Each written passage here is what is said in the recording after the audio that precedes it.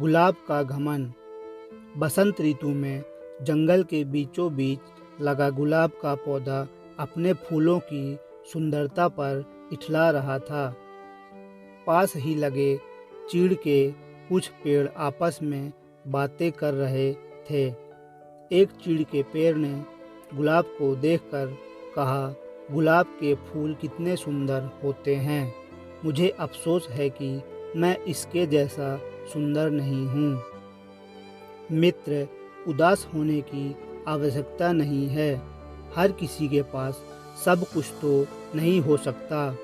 दूसरे चीड़ के पेड़ ने उसकी इस बात का उत्तर दिया।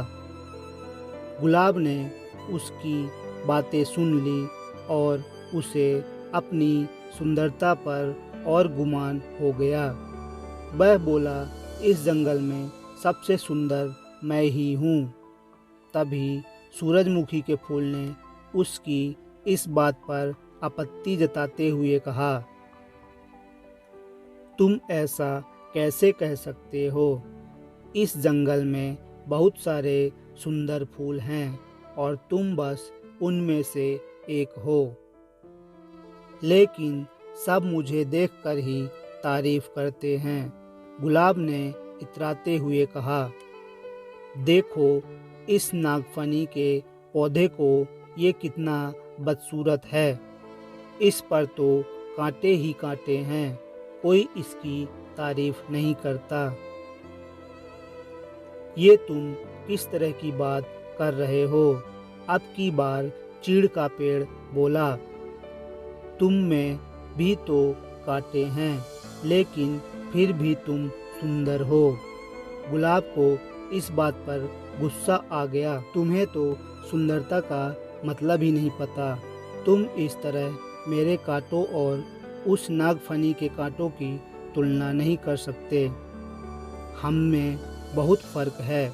मैं सुंदर हूँ और वो नहीं। तुम में घमंड चढ़ गया है गुलाब। इतना कहकर चीड़ के पेड़ ने अपनी डालियों दूसरी ओर झुका ली।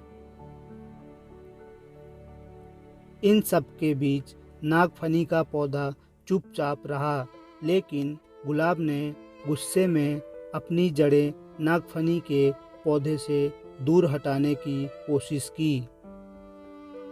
लेकिन ऐसा संभव नहीं था।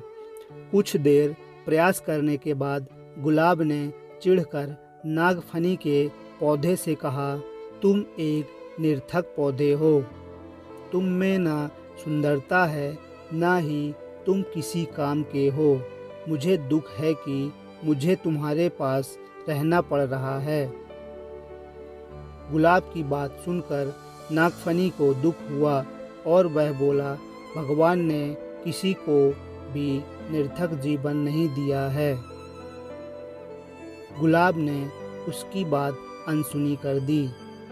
मौसम बदला और बसंत ऋतु चली गई। धूप की तपिश बढ़ने लगी और पेड़ पौधे मुरझाने लगे। गुलाब भी मुरझाने लगा। एक दिन गुलाब ने देखा कि एक चिड़िया नागफनी के पौधे पर चोंच गड़ाकर बैठी है। कुछ देर बाद वह चिड़िया वहाँ से उड़ गई। वह चिड़िया ताजगी से भरी लग रही थी। गुलाब को ये बात समझ नहीं आई कि वह चिड़िया नागफनी पर बैठकर क्या कर रही थी। उसने चीड़ के पेड़ से पूछा, ये चिड़िया क्या कर रही थी? चीड़ के पेड़ ने कहा, ये चिड़िया नागफनी के पौधे से पानी ले रही है। ओह, लेकिन क्या इसके चोंच गड़ने से नागफनी को दर्द नहीं हुआ होगा? गुलाब ने पूछा। अवश्य हुआ होगा, किंतु दयालु नागफनी चिड़िया को तकलीफ में नहीं देख सकता था।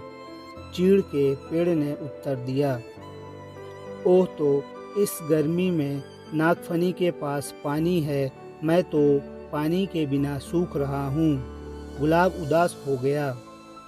तुम नागफनी से मदद क्यों नहीं मांगते? वह अवश्य तुम्हारी मदद करेगा। चिड़िया अपनी चोंच में भरकर तुम्हारे पास ले आएगी। चीड़ के पेड़ ने सलाह दी। गुलाब नागफनी से कैसे मदद मांगता? उसने तो अपनी सुंदरता के घमंड में उसे बहुत बुरा भला कहा था, लेकिन तेज धूप में अपना जीवन बचाने के लिए आखिरकार एक दिन उसने नागफनी से मदद मांग ही ली। नागफनी दयालु था, वह मदद के लिए फौरन राजी हो गया। चिड़िया भी मदद को आगे आई। उसने नागफनी से पानी चूसा और अपनी चोंच से भरकर गुलाब के पौधे की जड़ों में डाल दिया। गुलाब का पौधा फिर से तरोताज़ा हो गया। गुलाब को समझ आ गया था कि किसी को देखकर उसके बारे में राय नहीं बतानी चाहिए। उसने नागफनी से माफ़ी मांग ली। सीख: किसी की शक्ल देखकर कोई राय नहीं बनानी चाहिए। इंसान की बाहरी सुंदरता नहीं, बल्कि आंतरिक सुंदरता मायने रखती है। हर किसी को भगवान ने अलग अलग गुणों से नवाजा है, इसलिए अपने गुणों पर अभिमान मत करो। एक दूसरे की सहायता से ही जीवन आगे बढ़ता है। तो दोस्तों, यह कहानी कैसी लगी कमेंट करके ज़रूर बताइएगा, और ऐसी ही इंटरेस्टिंग कहानियाँ सुनने के लिए हमारे चैनल को सब्सक्राइब कीजिए और बेल आइकन को हिट कीजिए, जिससे कि हमारे सभी वीडियो के नोटिफिकेशन आप तक पहुंचता रहे। मिलते हैं नेक्स्ट वीडियो में। धन्यवाद।